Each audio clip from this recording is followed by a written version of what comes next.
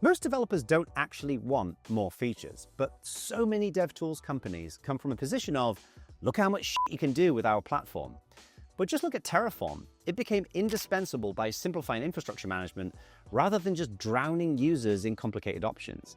And this is the thing that is so counterintuitive in so much developer engagement, and that's that developers actually crave simplicity. You see, developers already juggle a million complexities every day, so your goal should be ruthless, unforgiving, Joe Rogan bench pressing level simplification. Reduce friction at every single point, from onboarding to testing to first implementation. Everything should be boiled down to its simplest, easiest form. But here's the deal. In the 27 years that I've been in this business, and I've worked with over 240 tech companies, there's a common link with almost all DevTools companies. And that's that developers just do not trust your marketing. And this is something that GitHub figured out pretty early on.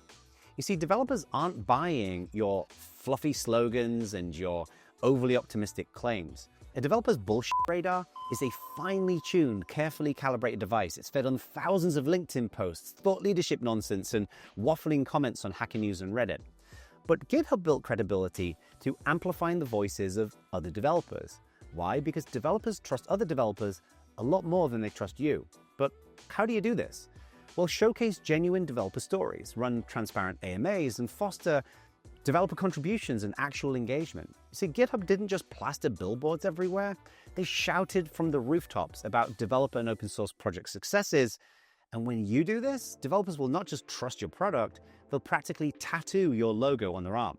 Believe me, we saw this exact outcome when we built the global Ubuntu community. Oh, and real quick, if you found this video handy, chuck us a like and a sub. It really makes a massive difference on my channel. But let's now talk about something painfully obvious but constantly overlooked. If developers can't go from zero to something actually useful in minutes, they'll drop you and your product faster than a hot potato. Now, Netlify nailed this perfectly. They streamlined their onboarding so developers could deploy sites immediately, even directly from GitHub, and it made setup quicker than sending a text.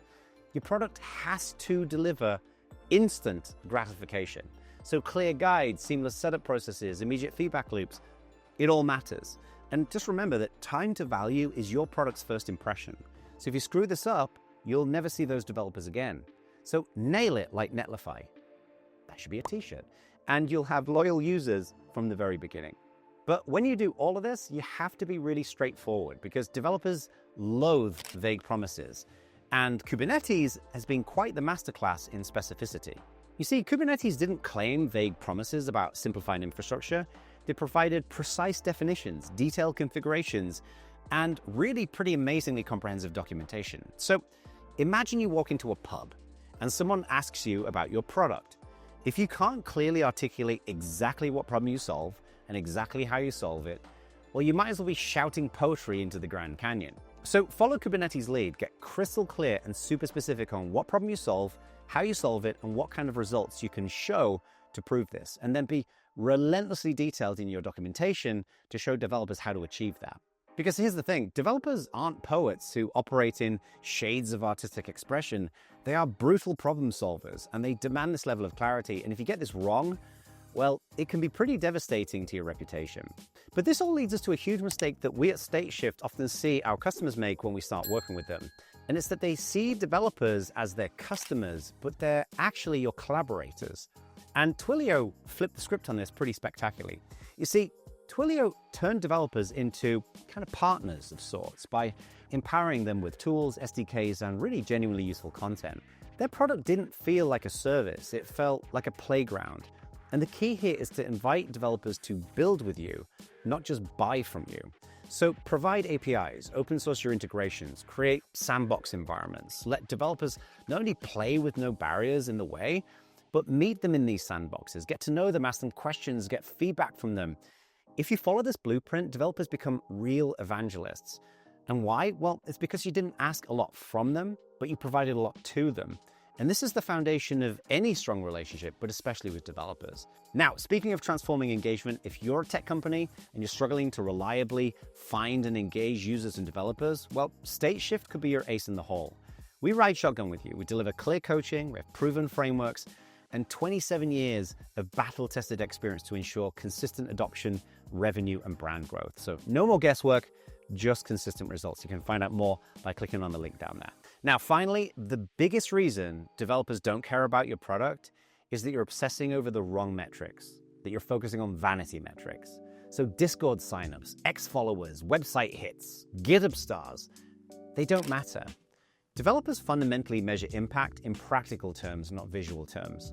Docker didn't succeed because of likes. They succeeded because developers could see tangible gains in using Docker. And vanity metrics are not only pointless, but they actively distract you and your team away from what really matters. Let me give you an example. The videos on my YouTube channel don't really get a lot of views. And I don't give a shit. Why? Because views don't matter. Watch time is what matters. So here's the actual data of my YouTube channel over the last 28 days. And 25,000 views is really nothing to write home about. Mr. Beast can sleep soundly tonight.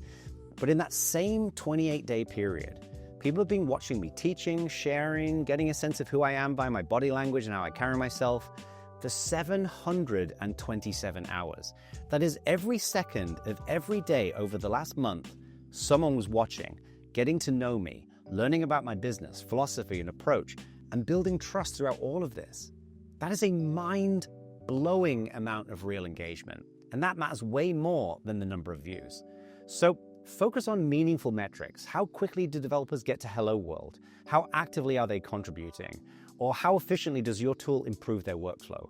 Metrics should really fundamentally highlight value and not vanity.